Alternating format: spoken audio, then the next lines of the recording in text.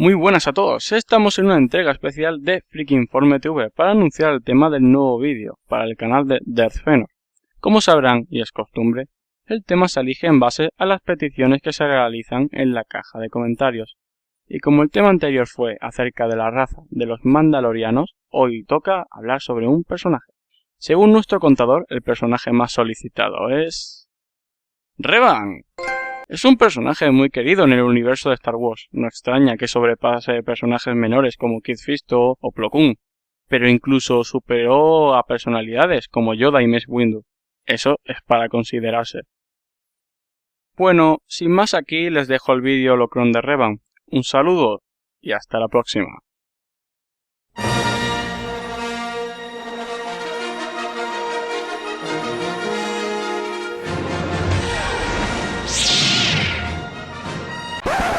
Un momento, me acaban de notificar que Fenor comentó en Twitter lo siguiente.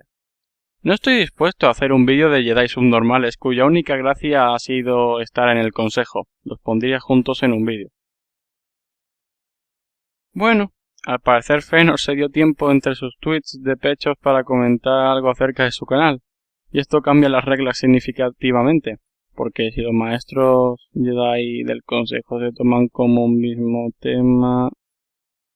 Creo que el tema en esta ocasión será diferente al que habíamos pensado. ¿Qué más que decir? Que corra el vídeo.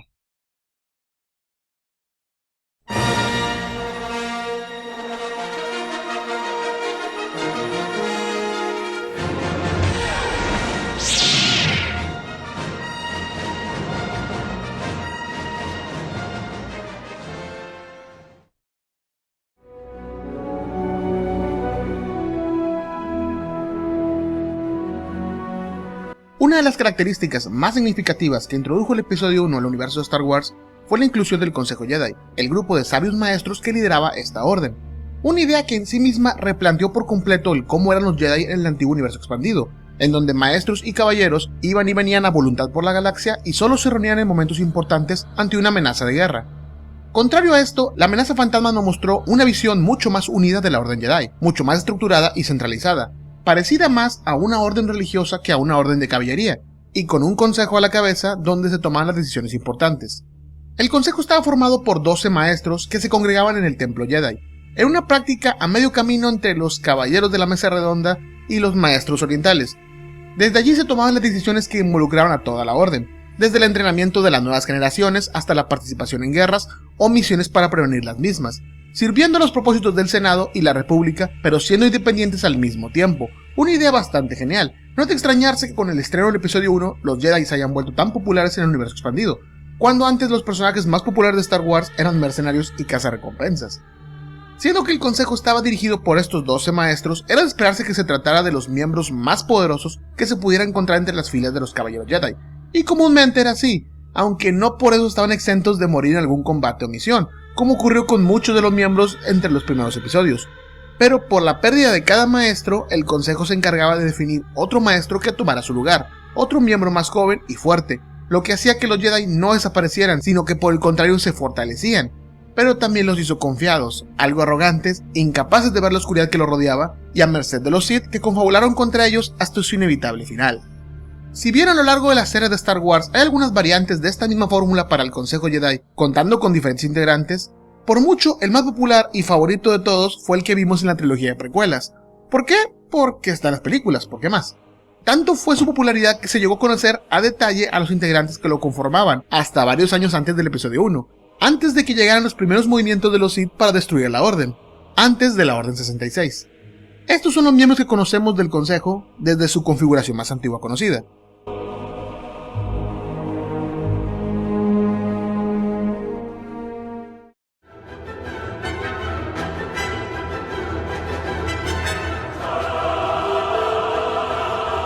Aunque parezca difícil de creer, de los 12 miembros que comprenden el consejo, en estos tiempos, solo 3 llegaron con vida hasta el episodio 3.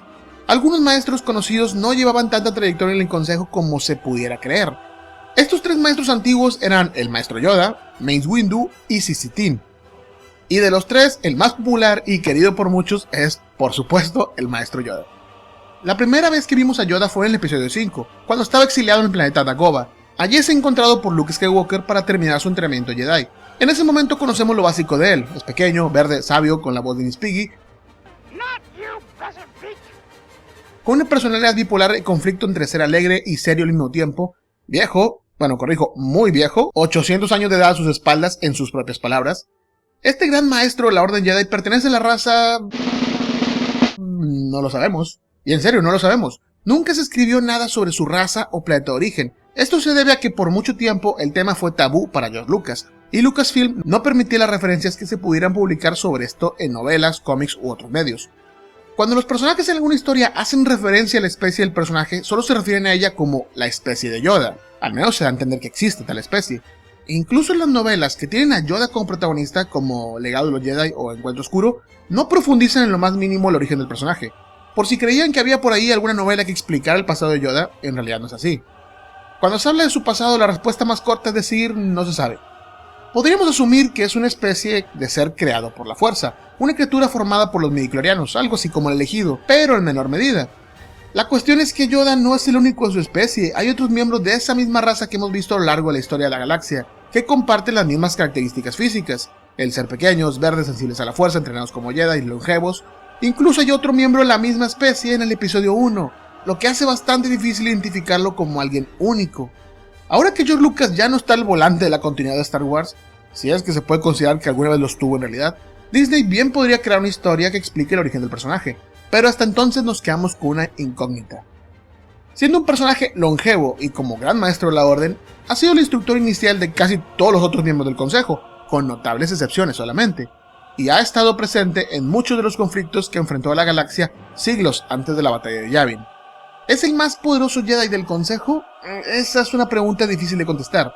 Al igual que no se puede considerar a Darth Vader como el Sith más poderoso de todos los tiempos, a pesar de ser el elegido, debido a que su potencial se detuvo de manera abrupta al ya no poder entrenar su cuerpo adecuadamente y perder una gran cantidad de midichlorianos que redujo su control sobre la fuerza.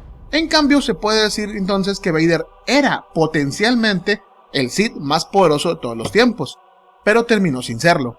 Del mismo modo podríamos decir que Yoda era potencialmente el más poderoso maestro del Consejo y de la Orden, pero teniendo casi 800 años de edad, y como él mismo dijo en el Imperio Contraataca, la fuerza lo hace poderoso, pero no tanto. Para ese punto hay que aceptar que el más poderoso miembro del Consejo era otro. Mace Windu era el miembro del Consejo cuya voz pesaba más después de Yoda, un maestro de la raza Kurun, aunque yo lo veo bastante humano. Ah, sí, es negro, olvidar lo bueno que da Lucasfilm para los estereotipos. Posiblemente el más poderoso Jedi de toda la Orden, y el usuario de la fuerza más poderoso de su tiempo. A pesar de eso, Windu era un hombre de paz. Entrenado desde pequeño por los Jedi, dedicó su vida a la Orden. Hay por allí una historia que plantea que Mace no puede tener contacto con su familia por alguna razón. Aunque es cierto que el compromiso con la Orden obliga a los Jedi a vivir sin apegos, hay fuentes que nos dicen que se hace un esfuerzo porque la familia del Jedi esté en contacto con su hijo, para fomentar el amor incondicional que debe haber entre familias, o alguna razón similar. Después de todo, no se trata de robar niños.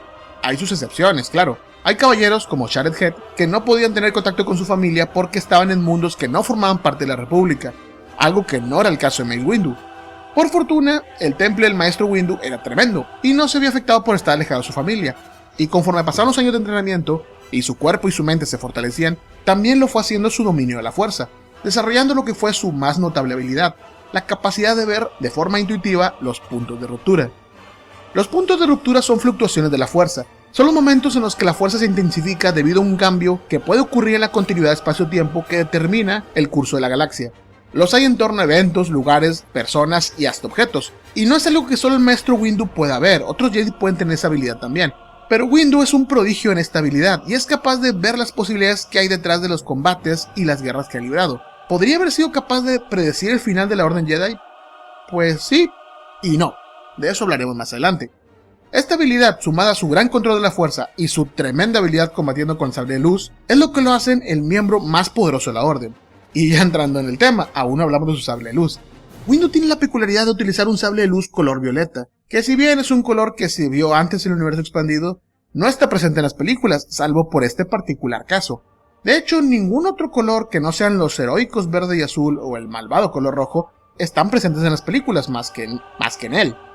Y esto se debe a una petición del actor que interpretaba a Mace Windu, Samuel Jackson, quien quería que el sable de luz de su personaje fuera único. Razones que se dieron para esto han sido varias, desde que es el color favorito del actor hasta que su madre quería reconocerlo en las escenas. En realidad no lo sabemos, pero sí es un hecho que fue petición de él. Aunque dentro del universo de Star Wars existen cristales sintéticos que bien podrían explicar las variantes de color del sable de luz de Mace Windu, es sabido que ese peculiar color es debido a un cristal violeta que le fue entregado cuando era joven por una raza alienígena a quien ayudó. Con esto se abre la posibilidad de que existan otros cristales raros y únicos. Pero a pesar de su tan característica arma y peculiar color, este maestro también es visto en ocasiones con un sable color azul. Esto se debe a que antes del ataque de los clones no se había visto el color de la hoja de su arma. Aunque no lo crean, no se considera un error de continuidad, ya que se plantea que Mace Windu había creado anteriormente un sable de color azul, además de la existencia de una tradición entre los Jedi en la cual se intercambiaban sus sables de luz. Misma conveniencia que puede justificar los repentinos cambios de color entre los sables de otros tantos personajes, bastante conveniente. El maestro CC-10 es el tercer y último de los miembros del consejo que puede presumir que mantuvo su lugar desde la más temprana participación en las historias hasta el final de la orden, aunque mucho más discreto en presencia que Mace Windu y Yoda. El maestro Tin es miembro de la raza de los Iktoshi, una de las múltiples razas que conocimos a raíz del episodio 1, poderoso combatiente, famoso por sus habilidades telepáticas y, por sobre todo, por su destreza como piloto. Fueron comunes las misiones en las que sirvió como piloto, incluso en las guerras, por lo que es común verlo pilotando en los videojuegos o series animadas. Y hasta la llegada de Anakin Skywalker fue conocido como el mejor piloto de toda la orden. Es una lástima que nunca tuvimos un videojuego donde controláramos a CC-10 como piloto, y eso que se tuvo la oportunidad, pero en ese entonces el protagonismo recayó en otro Jedi. Como dijimos, es un personaje muy discreto. Otro de los integrantes que se contaban en el consejo en aquellos años, y uno de los miembros más queridos de la orden, era el maestro Tivoca, un Jedi Wookiee, algo difícil de tragar en un principio, pero que se llevó de tal manera que fue convincente. Los Wookiees, como una de las especies más queridas del universo de Star Wars, no podían faltar en la lista de posibles Jedi, pero una imposición de Lucasfilm limitaba la cantidad de Wookiees sensibles a la fuerza que podían existir en Star Wars, quizás para definir especies que por alguna u otra razón tenían pocos miembros sensibles a la fuerza y otros donde ocurría lo contrario. Es curioso cómo la misma Lucasfilm fue la que agregó un nuevo Padawan Wookiee en The Clone Wars, pero también hay que reconocer que se hizo la mención de que tal cosa era poco común, así que todos quedamos contentos con eso. La característica más conocida del maestro Tivoca era su capacidad de ver el futuro, o más bien el resultado de las acciones presentes y el curso de los acontecimientos que estaban por venir en base a eso, lo que le servía para negociar y para prevenir conflictos. Mika Giet, otro maestro Jedi que al igual que Tivoca conocimos en los cómics, era un Jedi humano, mago, buen espadachín, algo subido de peso y con un gran sentido del humor. Un momento. ¡Oh, por la fuerza! El maestro Giet era un Jedi Centinela, algo poco común para un miembro del Consejo. De las tres clases de Jedi que había dentro de la Orden, que eran Guardián, Consular y Centinela, estos últimos eran los que menos sobresalían. Basta con ver en The Clone Wars cómo son en su mayoría guardias de seguridad del Templo Jedi. Tradicionalmente los Centinelas eran quienes no tenían una afinidad especial por la fuerza ni gran habilidad con el sable de luz, sino un equilibrio moderado entre las dos disciplinas, sumadas a un conocimiento adicional no relacionado con la fuerza, ya sea técnico de seguridad, camuflaje, etc., que les ayudaban a cumplir una tarea dentro de la orden. Mika Giet en realidad estaba fuera de ese paradigma, porque era bastante hábil con el sable de luz, al punto de combatir con dos armas al mismo tiempo, y tenía una gran conexión con la fuerza, a pesar de nunca haber desarrollado una habilidad de precognición, pero era su filosofía de vida, sobre que no todos los problemas se pueden solucionar con la fuerza, lo que lo hacía un centinela, más por convicción que por talento natural. Even Piell, miembro de la raza Lannic, una raza conocida por ser primitiva, arrogante, de corta estatura y mal temperamento, pero que a diferencia de su pueblo poseía una personalidad heroica y un buen sentido del humor que lo diferenciaban tremendamente.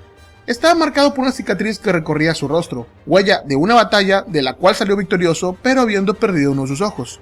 Piell conservó ambas huellas de su combate como muestra de humildad, otra de sus grandes fortalezas, como también lo era su gran habilidad con el sable de luz, pues dominaba las 7 formas conocidas de combate, lo que lo hacían uno de los combatientes más poderosos de la orden.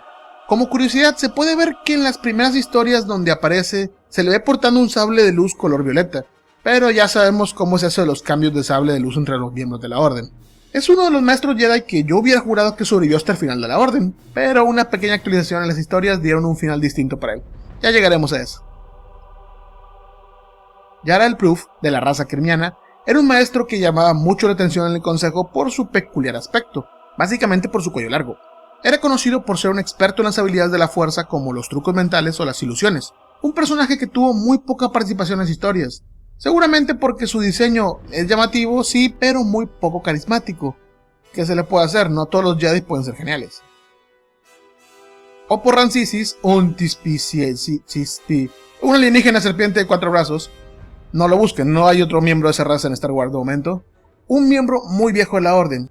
Su diseño recuerda a los ancianos maestros de artes marciales de películas orientales, con un toque alienígena que lo hace característico de Star Wars.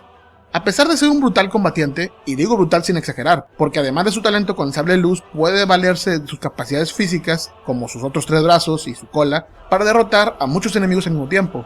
A pesar de esto, su fuerte no es el combate, sino la estrategia y la meditación de batalla, lo que lo hace un personaje más bien pasivo, que utiliza sus habilidades para planear antes que para combatir. Es la razón por la que lo vemos poco en acción en casi la totalidad de sus apariciones. Yaddle es famosa por ser otra miembro de la raza de Yoda, y aunque era una anciana, su edad rondaba apenas los 500 años, en los tiempos del episodio 1, muy joven comparada con el maestro Yoda. Yaddle tuvo una vida dura desde que fue un Padawan y perdió a su maestro en una misión, terminando como prisionera de un dictador alienígena y dada por muerta por el Consejo Jedi. Sobrevivió varios siglos como prisionera y en aislamiento hasta que se liberó y ayudó a liberar al planeta de su cruel gobernante. Esta prueba le hizo merecedora del título Caballero, Maestro y un lugar en el Consejo Jedi, un hecho insólito que es relatado en la historia La que está debajo, no se burlen, donde se habla de sus siglos de confinamiento. Esta historia tiene tantos huecos argumentales, errores de tiempo y de integrantes del Consejo, que no sé hasta qué punto tomarla en cuenta. Es mucho más fácil hacer como que no pasó en vez de tratar de encajar en la continuidad. Créanme, ya lo he intentado. Como dato curioso, Yaddle es la única mujer de la misma especie de Yoda que hemos visto en cualquier parte. Lástima que el personaje no fue tan explotado como debería. Idcot, un Zabrak, la misma raza que Darth Maul, al igual que el resto de su especie, tenían gran capacidad de resistencia al dolor, y potenciado por su control de la fuerza, desarrolló una habilidad para resistirlo hasta umbrales que sería imposible para otro ser viviente. No hay mucho que agregar a esto, ya que fue un personaje que casi no se explotó, en parte por razones que veremos más adelante. Adigalia, una Dolotian, una especie de humanoides de piel oscura, ya saben, aliens negros como Mace Windu. Ok, también tiene tentáculos en la cabeza, eso ayuda a que sea menos racista. Al parecer este personaje tiene una apariencia mucho más juvenil de la edad que tenía en realidad. En el episodio 1 la palabra que utilizan para describirla es hermosa, siendo que para entonces rondaba los 50 años.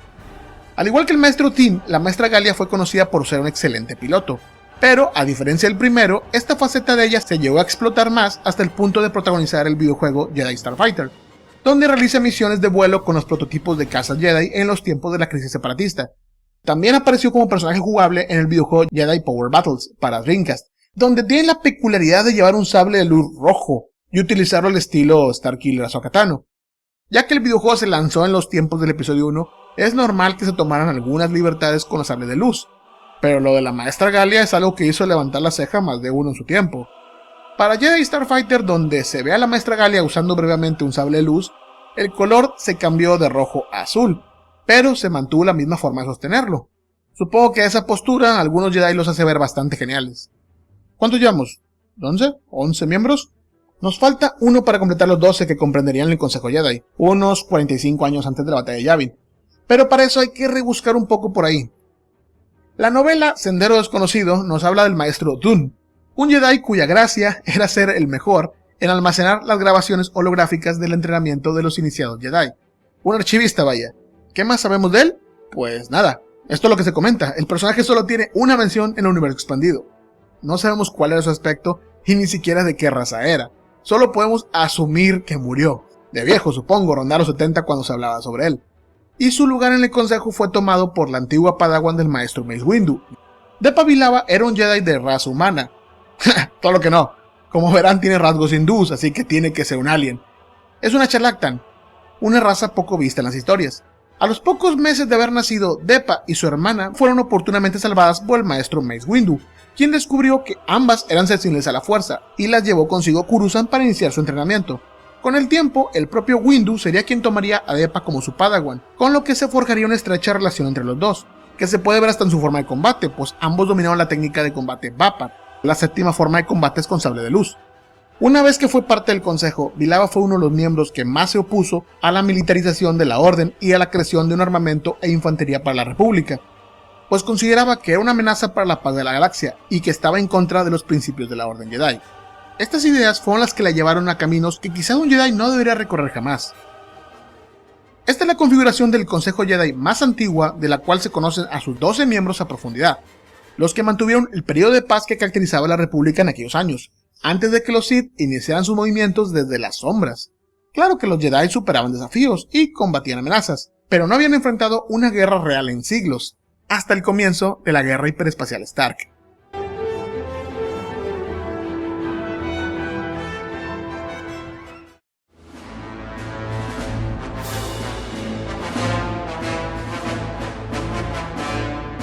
En el año 44, antes de la batalla de Yavin, se realizó una gran congregación de contrabandistas que agruparon sus fuerzas en una alianza conocida como el Consorcio Comercial Stark, que se dedicaban a asaltar naves de suministros de la Federación de Comercio u otros organismos semejantes para venderlos a un menor precio en los mundos del borde exterior.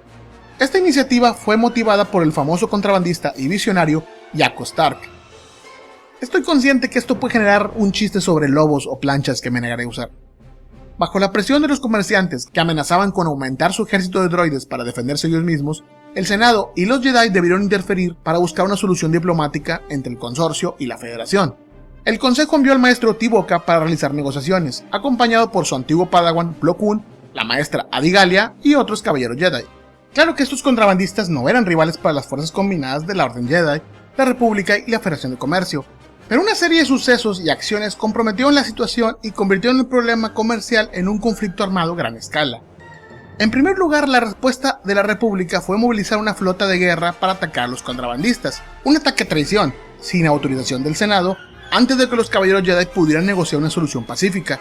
El segundo factor que nadie previó fue la genialidad de Jaco Stark, que anticipó la traición de la República y preparó un virus informático. Sí, lo sé, es algo poco visto en el universo de Star Wars, aparentemente sí tienen virus informáticos. Un virus que se infiltró a través de la señal enviada a las naves de la República. Cuando la flota King saltó al hiperespacio para atacar a los contrabandistas, las computadoras de navegación hiperespacial fueron infectadas, haciendo imposible obtener las coordenadas de sus saltos, esparciendo la mayor parte de la flota, destruyendo algunas naves, perdiendo en lo profundo del espacio a otras, y dejando al resto a merced de las fuerzas de contrabandistas que lo superaban en número. Con la flota sometida, Jaco Stark intentó capturar a los Jedi, con lo que comenzaron las negociaciones agresivas. Los Jedi provocaron la huida de los separatistas, pero en la batalla el maestro Tivoca fue herido, y al poco tiempo murió, dejando al maestro Plo Koon con la carga de proteger a los sobrevivientes, tanto Jedi como políticos y soldados de la flota de Tarkin. Plo Koon reunió sus fuerzas en unas minas donde resistieron los ataques de los contrabandistas una y otra vez, esperando refuerzos de la República. Refuerzos que nunca llegaron, la República no respondió, pero sí lo hicieron los caballeros Jedi, utilizando sorpresivamente la flota de la Federación de Comercio. Pero la jugada definitiva que dio la victoria a los Jedi en la batalla vino desde las filas enemigas. Un contrabandista no es un soldado, así le recordaban a Stark los propios líderes de los grupos que se habían unido a él, y la defensa de los Jedi y los soldados de la República que con ellos estaban combatiendo les estaban costando bajas y recursos a todos. En un movimiento tan osado como traidor, Stark terminó traicionando a su propio consorcio y ofreciendo las rendiciones de sus fuerzas a cambio de amnistía. El Jedi que negoció con él fue el mismo Plo Koon, a quien se le debió la victoria en esa guerra. Los Jedi habían sufrido una gran pérdida. Tivoca ahora era uno con la fuerza, y Plo Koon tomó su lugar en el Consejo Jedi, algo que el maestro Wookiee había solicitado desde hace mucho tiempo, y que Plo Koon había rechazado anteriormente. El maestro Koon era un Keldor, una raza alienígena que tiene que usar una máscara en atmósferas ricas en oxígeno, como Coruscant, Naboo, Tatooine y casi cualquier otro planeta conocido en Star Wars. Es uno de los miembros del consejo favorito de muchos, por alguna razón. Incluso es el Jedi favorito de David Filoni, por lo cual su participación en The Clone Wars es mayor que la de cualquier otro Jedi, con excepción de los protagonistas. Este personaje ha sufrido algunos cambios de su concepción desde sus primeras apariciones.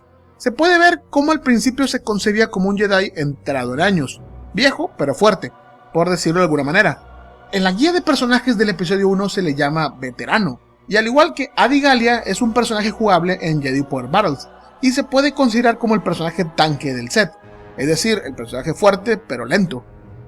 Pero luego en The Clone Wars vemos cómo se reimaginó el personaje como un Jedi algo maduro, sí, sabio, bastante, pero para nada anciano, y se le dio un carácter mucho más heroico.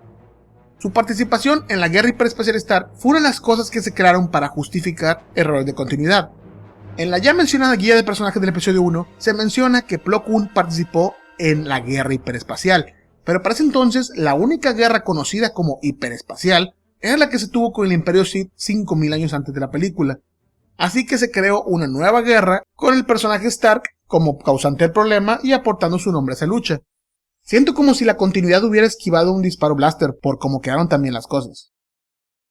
En el año 33, antes de la batalla de Yavin, los eternos enemigos de los Jedi, los Sith, comenzaron a realizar su jugada para consumar su venganza, moviendo los hilos para provocar que los guerreros Jinchorri, una raza de Saurus humanoides brutos y orgullosos, atacaran los sistemas cercanos a su mundo, llamando la atención de la República y de la Orden Jedi que la protegía. Aunque al principio los Jinchorri no parecían una amenaza seria, había algo que les dio una ventaja contra los Jedi en el combate, y es que su planeta era rico en cortosis, el material que no solo podía tener la hoja de un sable de luz, sino que lo inutilizaba por un momento. Esto era común en los cómics de Star Wars. En los videojuegos, el funcionamiento de este mineral cambia y solo bloquea los sables de luz, pero al menos las historias justifican esto diciendo que hay varios tipos de cortosis, pero todos lo tienen por igual los sables de luz. Con esto, detener a los Jinchorri se convirtió en una prioridad para los Jedi, y tomaron cartas en el asunto, enviando 3 grupos de avanzada, cada uno dirigido por un miembro del Consejo, a buscar en los mundos del sistema Jinchorri la ubicación de la base enemiga, y una vez encontrada pedir apoyo a la República para someter al planeta. Estos 3 grupos fueron: el primero, encabezado por Mace Windu, Cixin Tin como piloto, el maestro Qui-Gon Jinn y su padawan Obi-Wan Kenobi. El segundo grupo estaba encabezado por Adi Gallia y Ed Kot, con el maestro Sui Choi, que fungía como piloto, no Gallia, qué curioso, y su padawan Din Fida. El tercer grupo, dirigido por Mika Yed, Plo Koon como su piloto, la joven maestra Lily Tusis y su padawan Kruk. Prácticamente la mitad del consejo fue al sistema Jinchorri para atender la crisis, lo suficientes como para terminar con la amenaza y evitar una guerra antes de comenzar. Pero como ya comenté, eran los Sith quienes motivaban las acciones de los Jinchorri, quienes a través de la influencia de los señores oscuros esperaban a los Jedi y los atacaron sin piedad cuando entraron a su sistema. En medio del fuego enemigo, los 3 grupos se separaron y algunos quedaron aislados en los mundos de ese sistema. Se dieron diversos enfrentamientos contra la milicia Jinchorri y aunque los Jedi salían victoriosos, la victoria les costaba caro. Varios Jedi murieron en las batallas, la maestra Lilith y el padawan Tin, pero la pérdida más lamentable fue la del maestro Mika Yed, que se sacrificó para salvar a sus compañeros heridos, tendiendo una trampa a los Jinchorri que le costó la vida, un sacrificio que provocó un disturbio en la fuerza que fue sentido por aliados y enemigos por igual. Al final los Jedi pudieron encontrar la base Jinchorri y la República se movilizó para apoyar a los caballeros Jedi, y la amenaza terminó. Tras el fin de esta crisis, de la cual no se llegó a ver la mano de los Sith, se tenía que tomar la decisión de quién reemplazaría al maestro Yed. Se tomó en cuenta el nombre Qui-Gon Jinn, pero su temperamento rebelde le negó su lugar en el consejo, y de igual forma es posible que no hubiera aceptado de todos modos. El seleccionado al final fue el caballero Jedi Ki-Adi-Mundi. Tradicionalmente eran los maestros Jedi quienes formaban parte del consejo, un título alcanzado por aquellos caballeros que habían concluido exitosamente el entrenamiento de un padawan. Pero Ki-Adi-Mundi era un hombre lleno de excepciones. Cuando se le dio lugar en el consejo, solo portaba el rango caballero. No es algo descabellado y ha pasado antes que algún caballero se le dé el lugar, y al hacerlo adquiere de inmediato el grado de maestro. Pero la excepción más grande que se hizo con respecto a Ki-Adi-Mundi fue dejarlo tener esposa e hijos debido a que su especie, los Cereanos, tenía una proporción desbalanceada entre mujeres y varones de 20-1, por lo que la poligamia no solo era permitida, sino que se veía como una necesidad para mantener la especie. Por esto Ki-Adi-Mundi no solo tenía una esposa, sino 5, y varios hijos con cada una, un Jedi que nunca tuvo tiempo de aburrirse. Como mencioné en un video anterior, al principio Ki-Adi-Mundi era el protagonista de la serie República, hasta que fue reemplazado por Quinlan Vos, dejando de lado a Ki-Adi y solo apareciendo en contadas ocasiones a partir de entonces. Con todo y eso hay que reconocer que, salvo los protagonistas principales, es el único miembro del consejo que realmente habla en las películas, algo que genera dudas sobre su poca participación en The Clone Wars, la cual es mucho más breve en relación con su participación en los episodios, si la comparamos con otros miembros del consejo.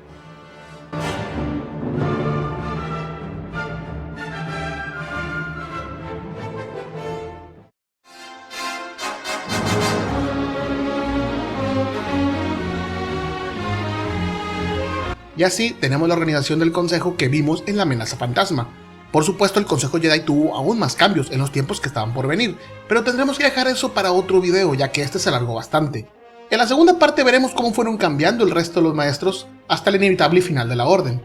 Espero que esta primera parte les haya gustado y que disculpen la broma sobre el video de Revan al principio. A cambio les propongo algo. Me gustaría saber si quieren que el siguiente video largo sea la segunda parte del Consejo Jedi o esta vez el video de Revan, que también me muero por hacer. La decisión es totalmente suya, déjenlo en los comentarios. Por lo pronto es todo, me despido, mi nombre es Feanor, nos vemos a la próxima.